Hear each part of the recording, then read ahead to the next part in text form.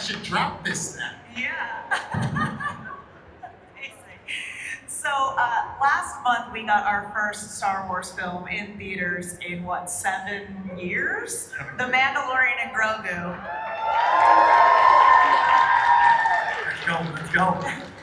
And I think, like, even watching it as a fan, in the beginning, you have the opening credits, and we see both of your names straight away, and I thought that was really special. Pretty cool, huh? Yeah, very cool. And I'm curious for you two if you could just talk a little bit about kind of that trio of making The Mandalorian, but then also just the growing recognition that you two have gotten for this character over the years. I mean, I always hype up my brother here. Tief and I, day one, walked in, and you know, I go back and I look at videos of us kind of figuring out how we're gonna fight in the bar, or how we're gonna walk in a bar, and we did a little method there. But I mean, for me to be sitting next to a two-time Emmy-winning stuntman, the Tief brother, come on, I am blessed to have somebody this talented, helping me, supporting me, be a part of this incredible universe, this galaxy. So I'm super stoked. By the way, I would like to throw out there that Giancarlo probably could sing Pavarotti as well. He's been on stage doing that since 2011. I feel the same way about my brother here, man. Since day one, we've been putting in the work, our blood, sweat, and tears. Feel so connected to this character. It feels like it's our baby, and it's kind of cool that, you know, we're kind of blessed by Favreau Filoni to have so much authorship over, you know, what he does in a fight, what he does, you know, walking in a room. And sometimes, you know, I'll have to FaceTime my brother over here and be like, oh shoot, hey, was it the left hand, was it the right hand? Or, you know, brother, like, how am I gonna draw my gun on my blaster? You know, how do you usually do it, you know, so I can get into this fight? And no, it's just amazing, man. I can't do it without him. And yeah, it's been an honor. Oh, it's a blast. And now we have Star Wars back on the big screen, and we got, you know, the best of the best was sitting there watching that with kids in front of me, and I got to watch it with Ludwig's kids, and it reminded me something that Ahmed said, which is so spot on. It isn't mine. It's not my, you know, 5 centuries old, you know, decades. Sorry, not centuries. Old guy who this movie is made for. It was these kids, and I remember sitting there and watching Star Wars and seeing it for the first time, and that journey, and these kids were having that, and it reminded me to not look at it through my jaded kind of old man eyes, and it made it so much better. It was incredible, absolutely incredible. I gotta add something though. At the Emmy that my brother here mentioned here, half has got to go to Giancarlo, man, because he put it on me that night. One of the Emmys that we won was for that fight we did with when he had the Darksaber and I had the Beskar spear, and we went at it. And it was kind of cool. We didn't have much time to rehearse, right? And then so we kind of practiced a little bit before filming it. And he's just like, hey man, what we're gonna do? I was like, let's just go all out. Let's make history. You know, we high-fived, and I didn't know it, but man, as soon as that action, he started swinging. Swinging, and he brought out the best in my martial art, whatever I learned in my 40 years, man. I used it that night, damn. Every time I saw the sword come this way, I blocked it, it came this way, this, and sometimes he would come this way and then trick me and then bust me in the head. And it was amazing. I was like, all right, cool. And then, I don't know if you remember, but he went down one time. I thought I was getting fired. I went down. You put me down. No, I remember this clearly. I looked over at my stunt double, and he was like 30 years younger and slope shoulders. And I said, John, we got a problem. And he said, hey, you know. And John said, what's the problem? I said, look at this guy. And he said, you look nothing like me, nothing. So he said, well, can you? I said, well, let's go. Latif was so gracious. We went behind a curtain like that for 20 minutes. And we did it by the numbers, 1, 2, 3, 4, and 1, 2, 3. And he looked at me and said, good luck. And we came out, and I remember I was trying to remember which way to go and what to do. And normally, you know, these gentlemen know so well that you make that eye contact. But he's wearing this big ass helmet. I couldn't see his eyes. And I remember what happened clearly. I didn't make the right move, and I whacked him in the helmet, and it rang his bell. So we reset real quick, came back 2 or 3 moves later. He hit me so hard, I went straight back and hit the ground. And as I'm in the air, I said, don't you cut the camera. Scared the hell And out I of me, flipped too. up, not quite as good as he could do it, but I got up quick. And we continued on. And we had I learned so much that day about how you meld and blend the physical with your acting work, how you treat your scene partner, how you're careful but definitive, how sometimes you will miss. And you just have to go, hey, I didn't mean that. It's not aggression, but you have to make it look real.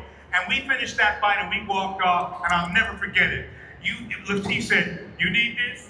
I said, yeah, I need that. We were both sweating, but we had accomplished something. And for me, it was a great accomplishment. I do a lot of my own stunts. Normally, they don't want to allow an actor to work with a He-Man like Steve because he might put a hurting on you.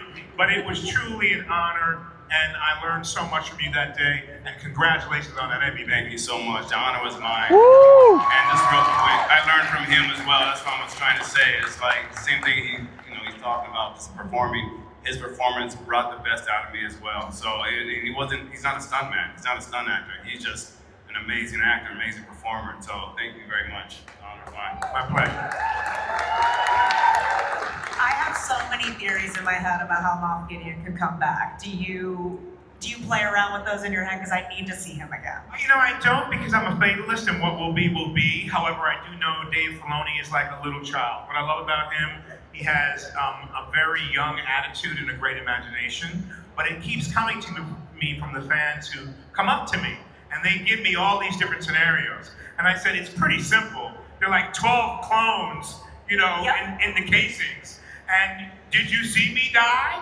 Well, we saw you go over the side. We saw an explosion. So in my brain, of course, as an actor, you always want a way back in. And so I have a way back in. And if I'm blessed and they see fit, see that it's right for me to come back, I'll be there. Yes. Okay. Now I have a ton of fan questions here that were submitted, so I want to get to as many as I possibly can. So this first one is for everyone. This is from Jamal from Oakland. What's the most surreal moment you've had as part of the Star Wars universe? Was it meeting fans, seeing your action figure, or something else? Surreal moment. My first surreal moment was probably meeting George for the first time. I didn't know I was going to meet him, so at my screen test for Phantom Menace, this was kind of back in the day where like motion capture and all that stuff like really didn't exist. Like nobody really did that. You paved the way. Yeah, I should be way richer. I look at my bank account like, damn, I did that, right? Jar Jar walked so Gollum could fly, right? So, but when we were doing so, I didn't know what it was. I didn't know what we were doing. This was brand new. George was like, this is gonna be the first time this is gonna be done in movies ever.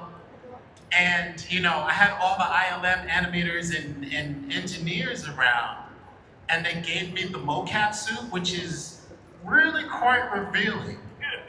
And I didn't know what it was, so they told me to put the mocap suit on, and then I had these 6-inch like platform shoes, because Jar Jar was taller than me. So I looked like I was either gonna, be a superhero or make some money in San Francisco later on. And then I walk in and it's quite revealing. And I'm standing there thinking it's just gonna be these, and I'm like, I'm not intimidated by these like engineers and animators, right? This is never gonna go anywhere, this ain't gonna get out. And then they were just like, we just have to wait for George. And I was like, George who? George, dude, what? And episode 4 was my first movie I ever saw in the movies, ever. And I tell this story all the time. Like it became such a part of me. I grew up in the South Bronx, New York City, didn't have very much. But when we saw Star Wars, right, me and my brother and my sister, we just loved it so much. And so my mother went to the fabric store, because my mother used to make all our clothes, right? My mother went to the fabric store, saw this Star Wars print fabric, bought it, and she made like sheets and pillowcases and pajamas for me and my brother, right? So I have this really very special relationship with this thing, right? So meeting George was just like, oh my gosh, like, it was just the biggest thing. And now he's gonna meet me in this cat suit. And I don't know how I feel about that. So he walks in and I'm just like, oh snap, that's George Lucas. And I was like, hey George, I'm very excited to meet you. And then he goes, I can see that.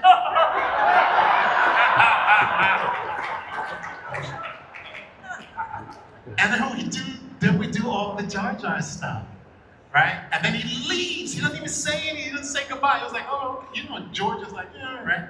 And he walked up. He left. And then the engineers, the software guys, came like, come over here. And this is back when computers were thick. You know, there was like computers and monitors were measured in depth, right? Everything is flat straight now. But I went behind this like 3-foot monitor, and I saw the point cloud, I saw the dot matrix, and it moved just like me. And everybody was like, this is gonna work. We're gonna do it. That was it. That was it for me. From the start. That's great. Yes. Woo!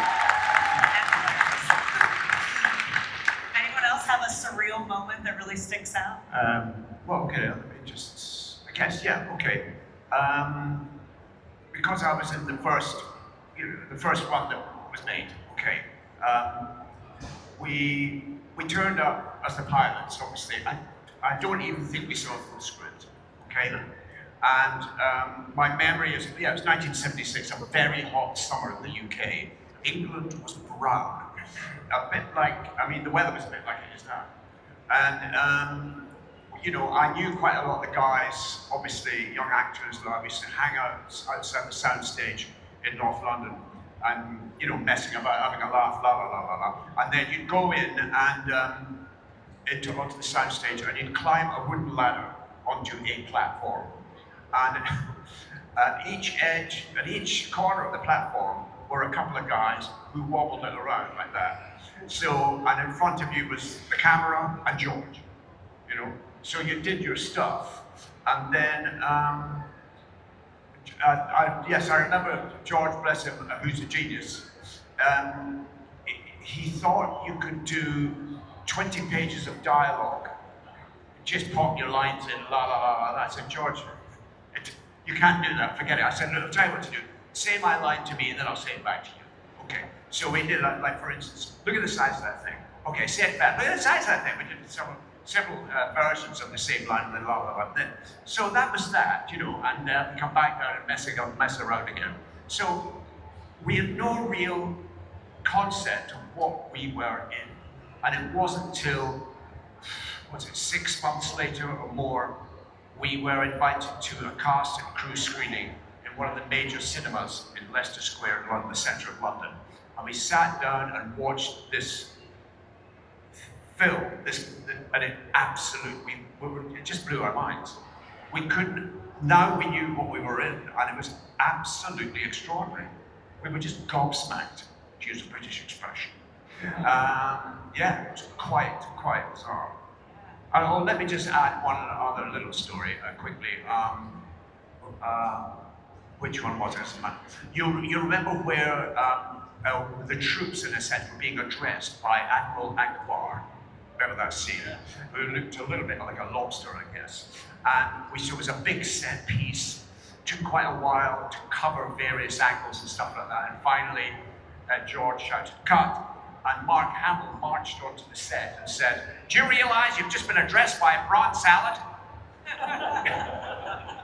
So that was quite a surreal moment. A calamari, yeah. Wait, can I ask you a question, Uncle Dennis? How did you feel when Ewan got Obi-Wan Kenobi? Do you know Dennis is Ewan's uncle? Yes. Ewan McGregor. Who? Really? Yes, your nephew. Okay, Ewan, okay, good, I'm glad you brought that up. Because Ewan loves to tell the story. I said, don't do it, Ewan, don't do it. And I did say to him, and I'll be honest, I said, no, because he was a young actor. And it's very easy in this profession to be typecast. In other words, you become associated with that role, and that is what you are offered, that kind of role. You know. So I just said to him, are you sure about this? That's all. And luckily, he ignored me, thank God. Because he is the most extraordinarily versatile actor. He's quite extraordinary, I think, a great talent. So, yeah, I'm glad he ignored me. That's perfect. This next question is from Carlos from Los Angeles. What is the weirdest piece of Star Wars merchandise you've seen with your character on it? The lollipop tongue thing. I was like, y'all gotta rethink this one. I don't know about this. They were like, isn't this great? I was like, nah, no, this is not. And somebody has one that's like 30 years old, and they like brought it to one of these, and they were like, I haven't opened this in 30 years. And I was like, if you open that, it's probably gonna be like, we're all gonna, it's a toxic, it'll be like a weapon. Yeah. Don't do it. Yeah, that was weird. It's like these days, popcorn buckets. Yeah. Brian, do you have one for, have you seen any like weird Boss Nass merch?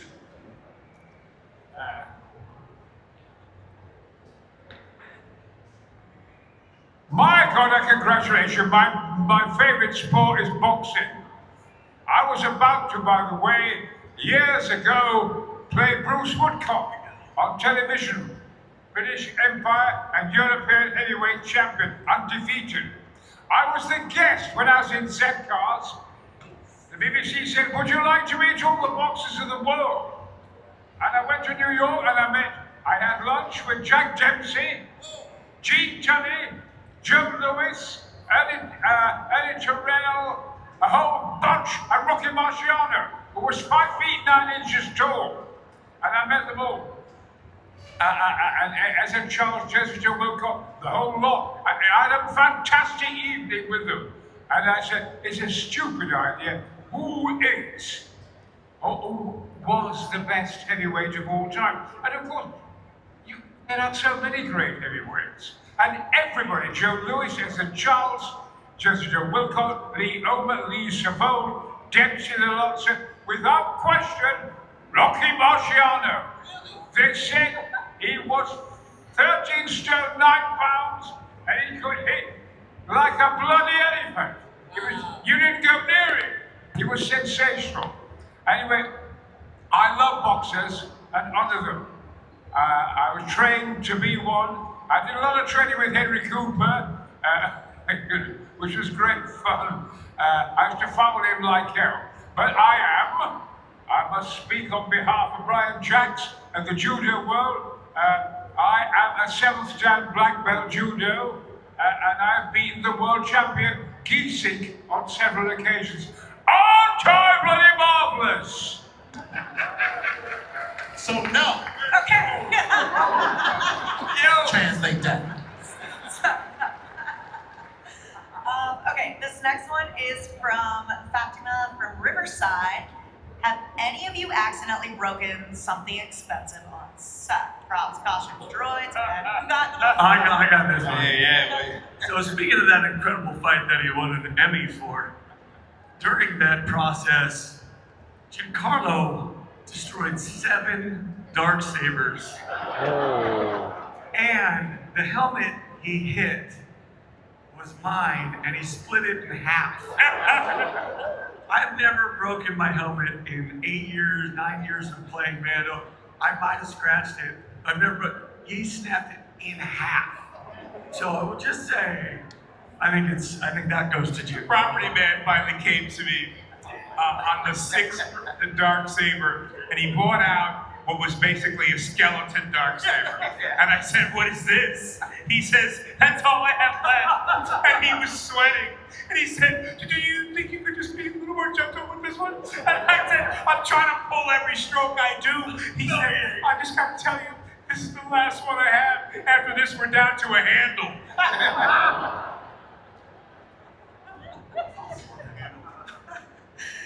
Anyone else broken anything?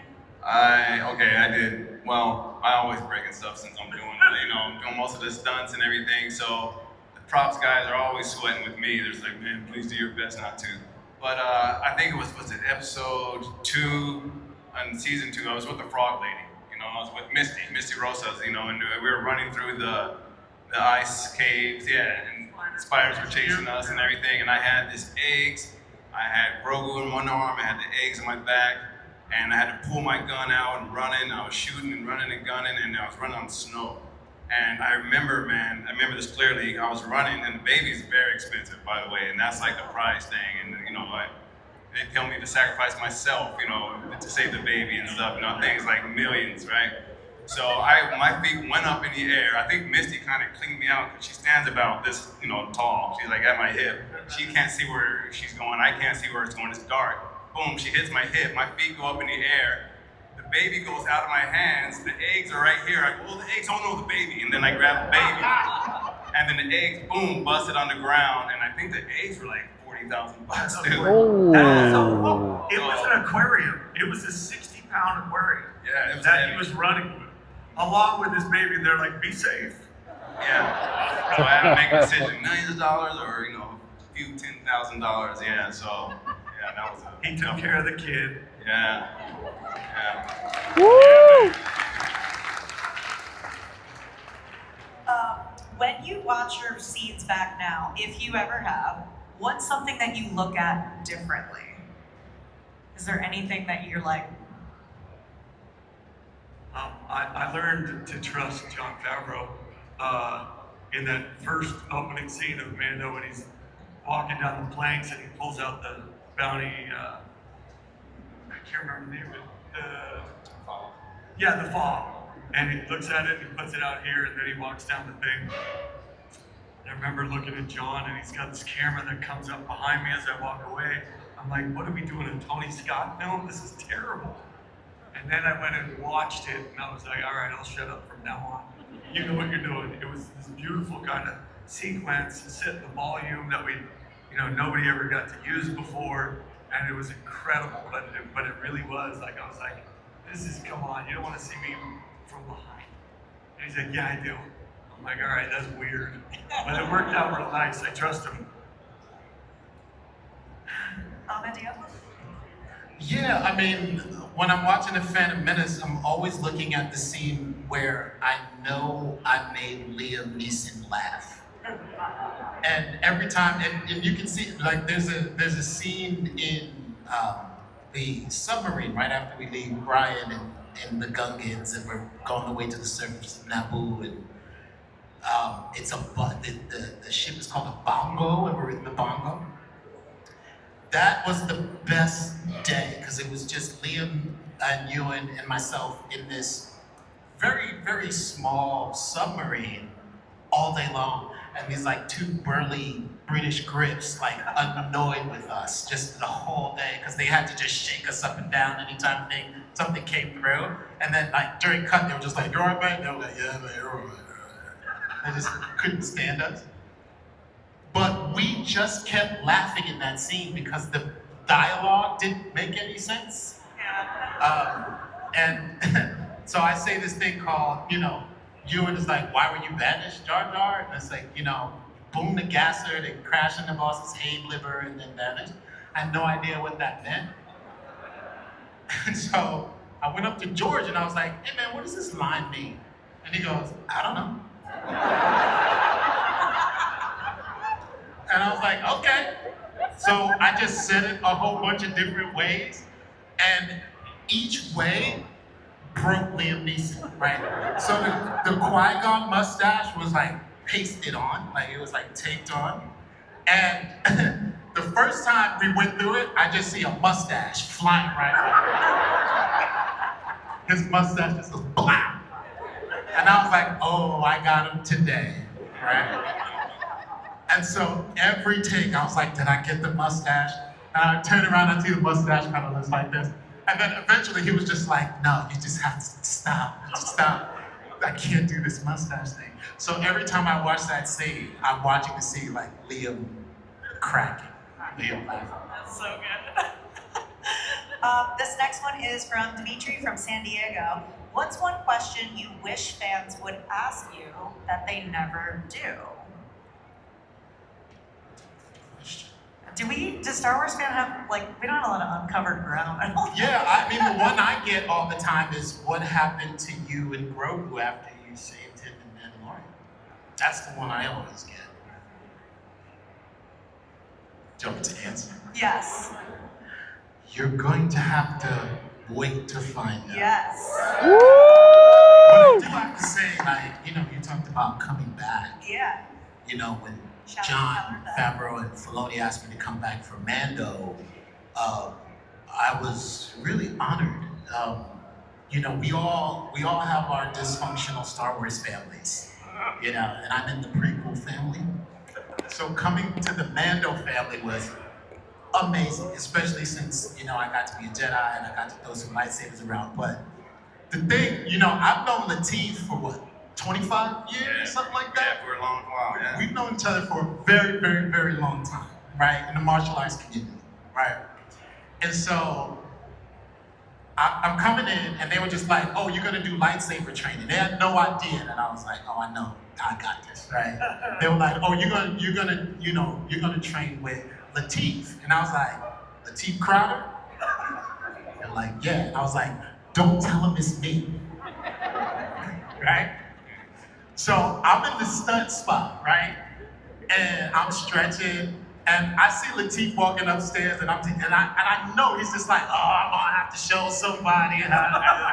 It's gonna be a long day, and I'm gonna have to explain a whole bunch of stuff. And I'm like, yo, what's up? And Lateef goes, it's you? This is gonna be fun. So we started working out, and I gotta tell you, man, getting to play with my brother right here, I can't tell you how much of an honor that was for me. To be on set, watching this brother work, seeing where we came from, seeing where he got to, and just being just the magnificent human being that he is and the fantastic artist that he is, man. I was just over the moon to just be a part of it. It was just beautiful. Keller's back, baby. As soon as I saw him, I was like, oh, we good. It's like, hey man, there's not even much I can show him because this guy right here is a master with the sticks. And he's gonna have like, well, we might as well put 2 sabers of it in his hands and let him go off. You know what I mean? So he's amazing, man. He's an amazing athlete, amazing martial artist, and it's don't have to tell him much. I mean, pretty much what you saw is him. You know what I mean? I can't really tell him how to throw blades because he does it better than me. So. It was just fun seeing him. It was like he said, a family reunion. Haven't seen him in a minute. And I love working with family, man. That's what Mando is. Like the whole crew, everyone feels like family. So. You know what was amazing? We talk about moments in Star Wars that we were like, oh wow. John and Dave are pretty down to earth guys. They get like John gets excited about like geeky kind of like computer things, and Dave gets excited about the Penguins. And so to see them, they came to me and they were so excited. Hey, we got a special guest today. Oh my God, we really did something here, blah, blah, blah. And I didn't know like what was going on. And then Dave's like, Ahmed's playing a Jedi. And they were, to see how excited they were to have him. Bryce too. And I mean like, we have Sigourney, we have Carl, we have Ming-Na, we have Carl. I mean, that goes without saying, right? That was the same excitement. They were like, oh, you're gonna love our villain is the baddest man alive, and blah, blah, blah. But their excitement, and you can tell it made them feel good, and to give him such an incredibly important character, and he was so phenomenal in it. It was really, that was exciting. That was one of those moments. That to see them get excited, considering everything they've done in this business, who they've worked with, to see them get that fired up, that was really cool. Yeah. And then Carl Weathers, rest in peace, Carl Weathers, he directed the episode. So like working with Carl Weathers, being on that set with these guys, it was just a special experience. So hopefully I can tell y'all what happened with me and the baby. Yes, please. Omi, did you have something, my brother? Yeah, oh, it's working now. Oh, yay! Hey! I can say something. No, I just wanted to just reflect upon like the stunt work that we all do. Because they came up to me, they had a stunt guy for this. They're like, hey, Omid, during the train sequence, right? They're like, can you jump from here to here? Because we got a stunt guy for you if you don't. And so, I was very insulted by that. Anyways, I did my own stunt, and you know, it just goes back to, you know, I wish people would ask me if I do my own stunts. But in fact, I do. Don't let the glasses fool you. I'm a pretty athletic dude. We go to the same gym. I see him putting in the work. Yeah, I'm waiting for Miami. Yeah. I would say the one question I've not been asked by a fan at one of these cons, and I wish somebody would ask me, is would you like a vodka martini? I mean, come on. Yes. Well, if you guys like, you can hit the bar now because we are out of time. But thank you so much for sharing your amazing stories. Thank you all so much for joining. That will conclude our panel.